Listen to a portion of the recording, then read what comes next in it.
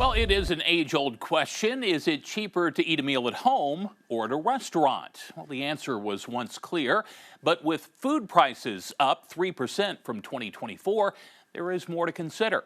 Channel 7's Kayla Christian has our story tonight live in our studio. Kayla. Well, Chris, according to the Arkansas Economic Development Institute's chief economist, Michael Packo, in most cases, it is still cheaper to eat at home if you shop smart. But the price difference is growing smaller. It's kind of a complicated outlook going forward, but we're looking at a trend rate of inflation in both food at home and out at restaurants of about 3% per year right now.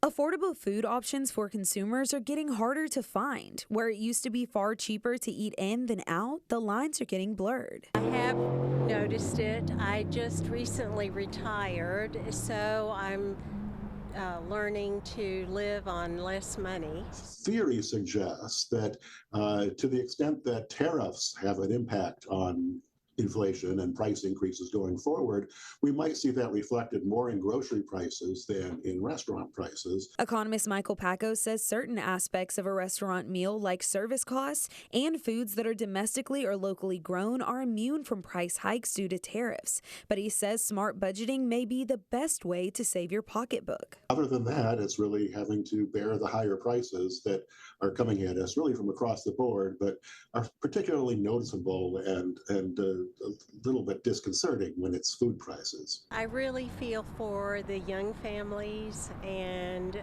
people getting used to a fixed budget. It's really hard to make the transition, but there are lots of ways to make it work. Many consumers concerned about higher food prices are choosing to use credit or even split pay options to cover groceries, creating more debt in the process.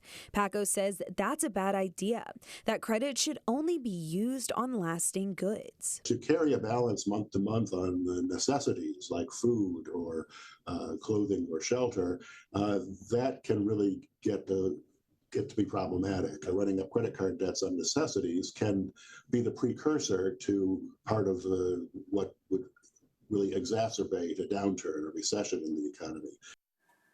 Now, Packo says depending on how things play out next month with the next deadline for tariffs, we could start to see more significant movement in consumer prices, more specifically in food.